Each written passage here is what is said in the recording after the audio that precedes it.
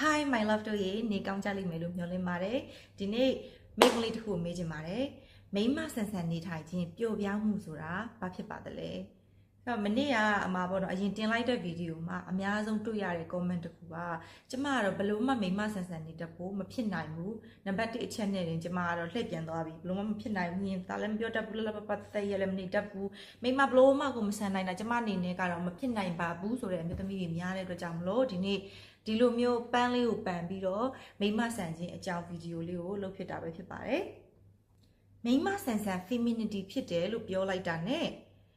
ဟုတ်လားထမိန်ရှိရှိလေးဝတ်မြမဆန်ဆန်အင်ဒရီရပေါ့တိတ်ခါလေးနဲ့သပင်ရှိရှိလေးနဲ့မိတ်ကက်ကလေးတွေပြင်ပြီးတော့နှွတ်နှောင်းနှောင်းလေးနဲ့အညက်ဖြစ်တဲ့မိမတယောက်ကိုပြင်းမြင်ကြမှာเนาะပထမအောင်ဆုံးမိမဆန်တယ်ဆိုတာ ਨੇ တကယ်မိမဆန်ခြင်းဆိုတာကိုကျမထင်တဲ့အတွေးမြင်လေးကိုဒီနေ့ share သွားချင်ပါတယ်အဝိစားတွေလှလှလေးဝေးမိမဆန်ဆန်စကက်ကလေးတွေဝေးမိတ်ကက်တွေလေးသပင်ရှိရှိလေးဟောလာလက်သေးတွေလည်းဆိုပန်းရောင်လေးတွေဝေးအဲ့လိုမျိုးပေါ့နော်အမြင်ပုံမှန်တဲ့တစ်ခုတည်းရပဲမိမဆန်တာမဟုတ်ဘူးမှန်တယ်အဲ့ဒါလည်းပါလဲ it's part of it ဒါပေမဲ့မိမဆန်ခြင်းဆိုတာအရေးအသွေးအပြုတ်မှုအနေထားအတွေးခေါ်ဆိုလိုတာလို့ကိုကထင်ပါတယ်လောကမှာကြားရဲ့မရဲ့လို့ရှိတယ်နော်ဆိုတော့မဂေးတွေလေးတွေဘိုင်းတွေ LGBT တွေကတော့ဒါတခြားတသက်သူတို့ရဲ့တသက်ကဘာထားလိုက်တော့ yin yang energy ဆိုတာကြားဘူးပါမှာနော်နေ energy moon energy ဆိုတာရှိတယ်ဆိုတော့တဘာဝတရားကြီးကနှစ်မျိုးလုံးလို့အတွက်ကြောင့်မလို့နှစ်မျိုးလုံးဖန်တီးထားတယ်ဟဲ့လားငါဟဲ့မိန်းမဆိုပေမဲ့လို့ငါယောက်ျားလေးနဲ့ဓာတ်တူရင်မောင်းတန်းနိုင်နေဆိုပြီးတော့ဘယ်လိုပြောမလဲအတင်းလိုက်ပြီးတော့ဓာတ်တူညှိနေကြမလို့နော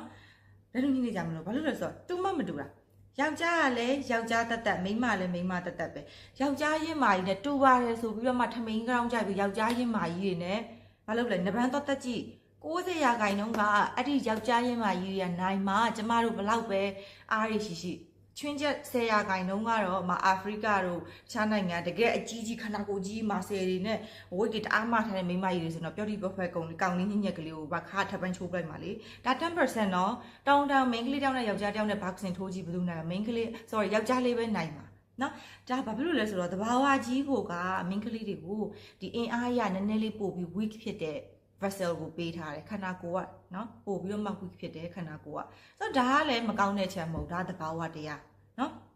်နောက်ထပ်ပါလဲလေကိုဝင်ဆောင်တာကျမတို့ပဲကိုဝင်ဆောင်လို့ရတယ်သူတို့ကကိုဝင်ဆောင်လို့မရဒါကကိုရဲ့ special ability special စွမ်းရည်ပဲဖြစ်ပါတယ်ဆိုတော့တချို့မိဘတွေရှိရပေါ့နော်ဟာငါသမီးလေးကကြယောက်ျားလေးလိုပဲဆိုပြီးတော့မှဆိုတော့သူ့ကိုသူလည်းဘယ်လိုနေရထိုင်ရမှန်းမသိတော့ဘဲနဲ့ပစိုးကြီးနဲ့ဘောင်းမီကြီးနဲ့ယောက်ျားလေးတွေတယုံနဲ့နေနေအရွယ်လေးရောက်လာရင်လည်းတဖြည်းဖြည်းနဲ့ပြီးတော့ဗာဖြစ်တယ်အဲ့လိုလုံးကိုမရောက်ဒီမရောက်ဖြစ်ရင်လည်းနောက်ကြတော့မတော်တဆတွေဖြစ်ပြီးကိုဝင်ရှိတာမျိုးတွေအဆက်တကွဲတွေဖြစ်တယ်ပေါ့နော်ဆိုတော့ဒါဘာဖြစ်လို့လဲဆိုတော့ main ကလေးကို main ကလေးလို့ယောက်ျားလေးလို့ယောက်ျားလေးလို့မနေတဲ့ကိုတာဝန်ကိုမလုပ်တဲ့အတွက်ကြောင့်မလို့ဒီလိုမျိုးဖြစ်တာပါ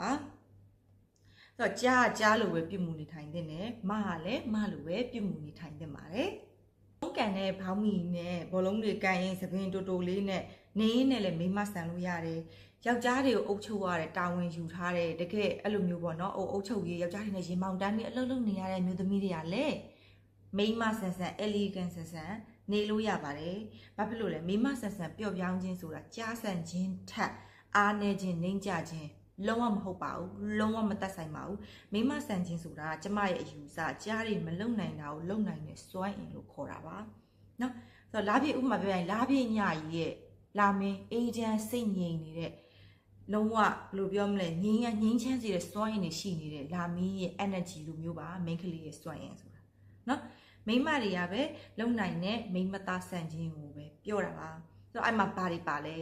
ချစ်တတ်ကျင်နာတတ်တယ်နော်တနာတတ်တယ်စာနာတတ်တယ်ဒီလိုမျိုးစိတ်စွမ်းအင်တွေဒါတွေကဘာလဲဆိုတော့မိန်းကလေးတွေကမွေးကလေးကမိခင်စိတ်ဆိုတာပါလာပြီးသားအဲ့ဒီမိခင်စိတ်ဆိုအဲ့ဒါမျိုးပြောတာနော်ဒါတောင်းယောက်ျားတွေမှာမရှိဘူးမိန်းကလေးတွေမှာရှိတတ်တဲ့အရန်ကိုမျက်နှိုးစရာကောင်းတဲ့ချစ်မျက်နှိုးစရာကောင်းတဲ့စွမ်းအင်ပဲဖြစ်ပါတယ်ဒါကမိန်းမဆန်ခြင်းနောက်ထပ်တစ်ခုကညှင်တာပျော်ပြောင်းမှုเนาะလမ်းသွားတာရှောက်တာညင်တာပဲပြောင်းလေဒါ feminine energy ပဲဖြစ်ပါတယ်နောက်တစ်ခုကကိုလိုချင်တာကိုသိတာ independent ဖြစ်တာအမြဲလေးလာစူးစမ်းနေတာမပြင်းရတတ်တာเนาะပြီးတော့ဗာလဲပါနှက်မှုရှိတာเนาะအဲ့လိုမျိုးတွေကိုပြောတာပါနောက်ထပ်ချက်တက်ပြုတ်တက်တန့်ရှင်းတတ်တာ နော်သူများကိုလှုပ်ပေးဖို့မဟုတ်ဘူးကိုဟာကိုနေလို့ရှိရင်ကိုတာဝန်ယူနိုင်ဖို့အတွက်နော်ယောက်ျားယူဖို့ဟဲ့နေ့ဒီလူကြီးတွေကပြောတယ်ဟဲ့နေ့ဟင်းမချက်တဲ့ဘာမချက်တဲ့လင်းရင်ဘလို့ယူမှလဲ no ယောက်ျားကိုချက်ကျွေးဖို့ဟင်းချက်တက်ဖို့မလိုဘူးကိုဟာကိုရက်တည်နိုင်မှုအတွက်ဒါ basic လုပ်ကိုလုပ်တတ်ယောက်ျားဖြစ်မိန်းမဖြစ်လုပ်ကိုလုပ်တတ်မယ်တာဝန်တချို့ကောင်မလေးတွေရှိရနော်ဟိုတမီးဘာဟင်းမချက်ဘူးအိမ်မှာချင်းမွေးမိမလောက်လောမွေးမိမလောက်နေရတာကြုံတောင်ဖြစ်အောင်မကြော်တတ်ဘူးဆိုတဲ့ main ကလေးရှိကျမအဲ့ဒါမျိုးတွေကြားလို့ရှိရင်ကျမတိတ်ဆိတ်ဆိုတယ်တကယ်တမ်းပြောရလို့ရှိရင်ဒီလားတကယ်ဟဲ့နဲ့ငတ်နေဆိုပြီးတော့လေနှစ်ပတ်နေပါချင်းပြစ်ချင်တာ sorry ရင်းနဲ့ရိုင်းသွားတယ်အဲ့လောက်ကိုစိတ်ဆိုးတာဟာဖြစ်လို့လဲဆိုတော့ဒါကလေညီမလေးတို့ဂုံယူစရာမဟုတ်ဘူးဒါကညီမလေးတို့အတုံးမကြတာကိုရက်ဘာလို့ပြောမလဲရက်ကွက်ကတိအောင်လို့အချက်မရှိပြောနေတာဒါကလုံးဝဂုံယူစရာမဟုတ်ဘူးလှုပ်ချင်တာမလှုပ်ချင်တာပါထားဒီလိုတာဝန်တွေက independent ဖြစ်အောင်လို့လုပ်ကိုလုပ်တတ်နေရမယ်နော်ဆိုတော့အဲ့လားလေးမျိုးပြီးလို့ရှိရင်နောက်တစ်ခုကလူသားတယောက်ကိုဖန်တီးနိုင်တဲ့စွမ်းအားအဲ့ဒါလည်းအရင်ရေးကြည့်တယ်အိမ်တောင်တစ်ခုကိုပြုစုပြောထောင်နိုင်တဲ့စွမ်းအားပေါ့ဥမာကိုကအမျိုးအိမ်တောင်ပြုလက်ထပ်လိုက်တယ်အမျိုးသားကနေပြီးတော့မှဒါနှစ်ယောက်တူတူတဘာဝကြီးကနေတယ်နေပြီးတော့ကိုကကလေးမွေးတယ်ကိုဝင်ရှိတယ်ဒါမိန်းမတွေပဲလုပ်လို့ရတယ်တကယ် positive เนาะအကြီးမားတဲ့စွမ်းအားကြီးတစ်ခုဘယ်သူမှလုပ်လို့မရမိန်းမတွေပဲလုပ်လို့ရတယ်ဆိုတော့ you should be proud of that เนาะဆိုတော့ဒါကကိုယ့်ရဲ့ energy တခုပြီးတော့အဲ့ကလေးလေးရောက်သွားမယ်မိန်းမနဲ့ဒီမိသားစုလေးကိုပြုစုပြောထားမယ်ဒီမိသားစုလေးပျော်ပျော်ရွှင်ရွှင်အဲ့လိုမျိုးလေးဖြစ်ဖို့ဟုတ်လားဒါကလည်း main မျိုးသမီးတယောက်ရဲ့လက်ထဲမှာ85ရာခိုင်နှုန်းအရေးကြီးတယ်အဖေတယောက်လည်းအရေးကြီးတယ်ဒါပေမဲ့လို့အဓိကအမေเนาะ mother လက်ထဲမှာပကတ်လွဲတဲ့လက်ဆိုတာအဲ့ဒါကြောင့်မလို့ပြောတာเนาะဆိုတော့ဒီစွမ်းအားတောင်းတန်မဟုတ်ဘူးဒါမိန်းမ energy ပဲเนาะဒီတာတစ်ခုနောက်ထပ်အချက်ကတည်တည်ငြိမ်ငြိမ်လေးလှုပ်ရှားသွားလာစကားပြောနိုင်တာကိုပြောတာစိတ်ခံစားချက်တွေလားအယူကြီးလိုမျိုးသူများကိုငိုအောင်လှုပ်လိုက်ငိုပြန်ပြီးရီအောင်လှုပ်လိုက်ရီပြန်ပြီးဘောနော်ဘလို့စိတ်ဆိုးစိတ်ကောက်ဒေါသတွေထွက်အဲ့လိုမျိုးရုပ်တရက်ချက်ချင်းကိုယ့်ရဲ့ emotions alike like reaction မလုပ်တာကိုပြောတာ now you don't have to react to anything အရာအကုန်လုံး like react လုပ်နေစရာမလိုတခါတလေဥပက္ခပြုတတ်တင်ပြုရမယ်ဒါဟန်ဆောင်ခိုင်းတာမဟုတ်နော်ဘာလို့လုပ်ခိုင်းတာလဲဆိုကိုယ့်ရဲ့စိတ်ခံစားချက်ကိုချက်ချင်းတတိပြုမိပြီးတော့အဲ့ဒါ control လုပ်နိုင်ဖို့ပြောတာเนาะဒါစိတ်ဓာတ်ရင်းကျက်ပြီးတော့နည်းနည်းစိတ်ပိုင်းဆိုင်ရာ mentally strong ဖြစ်တဲ့လူတွေမှာအဲ့လို character ရှိတယ်ဆိုတော့စိတ်ကိုချက်ချင်းအလိုလိုက်ပြီးတော့မှသူများကဒါပတ်ဝန်းကျင်ကလာသမျှဟာအကုန် accept လုပ်ပြီး react လုပ်နေတာကဟိုကနည်းနည်း weak ဖြစ်တဲ့လက္ခဏာပေါ့เนาะဆိုတော့အဲ့လိုမျိုးပဲねစိတ်ကိုတည်တည်ငြိမ်လေးထားမယ်စကားပြောတာလည်းဘယ်လိုပြောမလဲတည်တည်ငြိမ်ညင်တသားလေးပြောနိုင်ရမယ်စကားပြောတဲ့နေရာမှာလည်းစကားပြောစားအတင်းလှုပ်ပြီးတော့ပတ်ကြည့်နှက်ကြည့်တယ်မလားဟိုချွေညစ်ပြီးမြင်ကိုကိုကအဲ့လိုပြောခိုင်းနေရမဟုတ်ဘူးเนาะဆိုတော့တီတီငင်ပြောတယ်ဆိုတာကဇယိုက်မဆန်မနဲ့ကြမ်းကြမ်းတက်တက်ဟာကောင်မဟိုကောင်လေးအရာမထားသေးဘူးလားတေးချင်းစိုးလေးတရားမသားလေးဆိုအဲ့လိုမျိုးပေါ့နော်စကားသုံးနှုံเนาะစကားသုံးနှုံကြမ်းကြမ်းတန်မသုံးမဲ့နဲ့တီတီငင်လေးနဲ့အစင်တန်းရှိပြောတာကိုပြောတာတကယ်အထက်တန်းလွာအမျိုးသမီးတွေကပကောင်းဆောင်နာမည်ကျော်အမျိုးသမီးထက်မြက်တဲ့အမျိုးသမီးတွေအဲ့လိုငစိမ့်တယ်ကြီးလို့အော်ဟစ်ပြီးတော့မှအဲ့လိုမျိုးပြောတာကြားဘူးလား no မရှိဘူးနော်အကုန်လုံးကသူ့ဟာနဲ့သူပြစ်တာကိုလိုချင်တာကိုချက်နဲ့အဲ့လိုမျိုးပြစ်ချိုတတပြောပြီးရအောင်ယူတတ်တဲ့သူတွေပဲဖြစ်ပါတယ်ဒါလုံးဝအရေးကြီးတဲ့ feminine energy တခုchange အနေနဲ့တခါတလေမှာတော့ရှိပါတယ်ကိုယ့်ရဲ့အတန်ထုံးမှုမြင့်လိုက်ရတဲ့အခါမျိုးနော်နည်းနည်းစိတ်ဆိုးတဲ့အခါမှာချိန်လုံးအငိမ့်ငယ်လုပ်နေလို့လည်းပြပြန်လုပ်နေလို့လည်းမရဘူးလေတစ်ချိန်ကြာလို့ရှိရင်ကျမဒီကိစ္စကိုစိတ်ဆိုးတယ်ပြတတအတန်ကိုမြင့်ပြီးပြောရတဲ့အခါမျိုးရှိတယ်အဲ့ကြရင် gender နဲ့စကားလုံးကိုမသုံးမနဲ့ကိုယ့်ရဲ့ဒီ emotion ကို express လုပ်တတ်အောင်လို့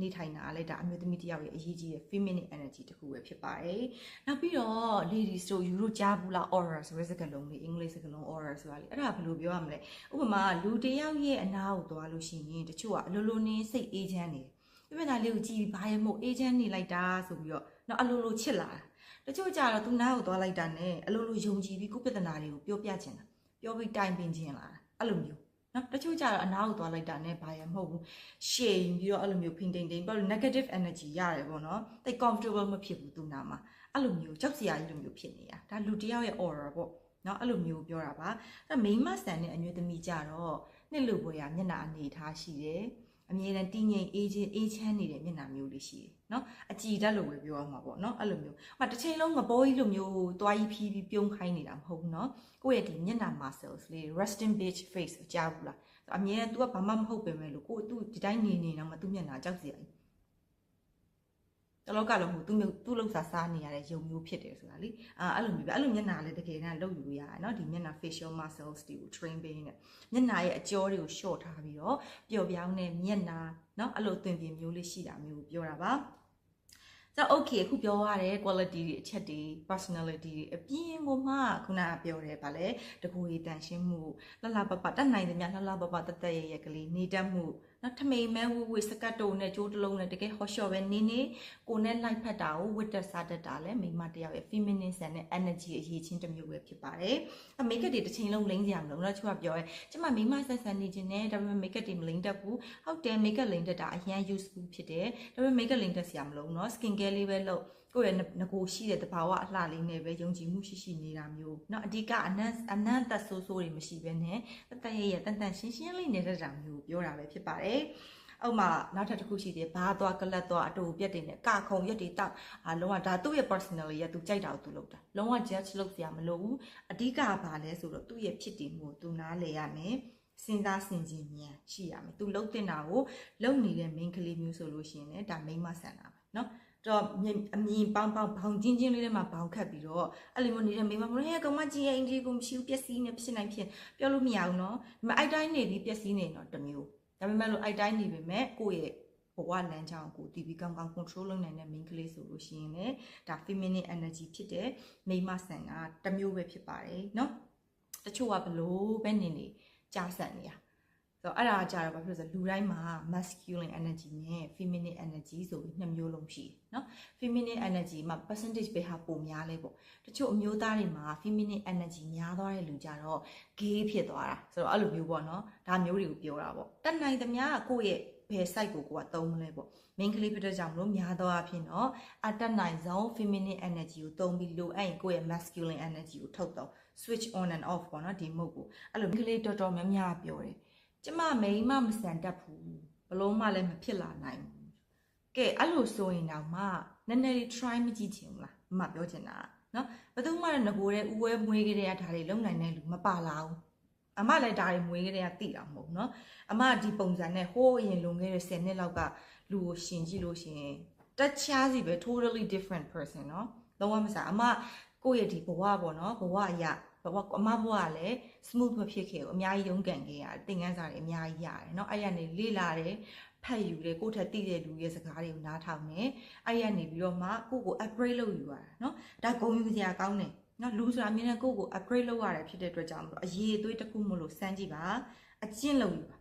အကျင့်ကနေပြီးတော့အလေးထားဖြစ်သွားလို့ရှိရင်လွယ်သွားပါပြီเนาะအဲ့ဒါကြောင့်မို့ညီမလေးတို့လုပ်ကြည့်ပါကိုကအသက်ကြီးငယ်မိန်းကလေးတွေကိုအရန်ချစ်ပါတယ်မိန်းမတွေကိုကအရန် supporting ပေးပြီးအားကြတယ်ဟိုသဘောကျတယ်ပေါ့နော်ဆိုတော့အဲ့ဒါကြောင့်တခုခုဆိုလို့ရှိရင်ကိုကမိန်းမတွေဘက်ကပဲပါခြင်းတယ်ဒါကြောင့်မလို့ကိုတီးတလောက်လေးမှန်တယ်လို့ကျွန်မမပြောဘူးကျွန်မမှားတယ်မှန်တယ်ကျွန်မမပြောဘူးဒါပေမဲ့ကျွန်မလေ့လာခဲ့သမျှကျွန်မသိသမျှ knowledge လေးကို share ပြီးတော့ခုကြည့်နေတဲ့အမျိုးသမီးတွေเนาะအသုံးဝင်ပါစေဝင်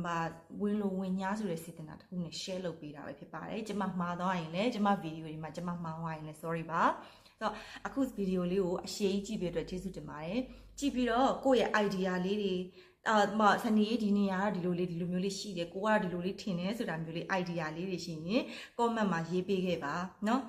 အရန် welcome လုပ်ပါတယ်ကျမ negotiate discussing လုပ်ရတော့ကြိုက်တယ်ကျမဘယ်တော့မှသင်နေတာမဟုတ်ဘူးကျမထင်တဲ့တွေးခေါ်လေးတွေကိုပဲ share လုပ်နေတာဖြစ်ပါတယ်ဆိုတော့နောက်ထပ်ဗီဒီယိုလေးတွေကြည့်ရင်လည်း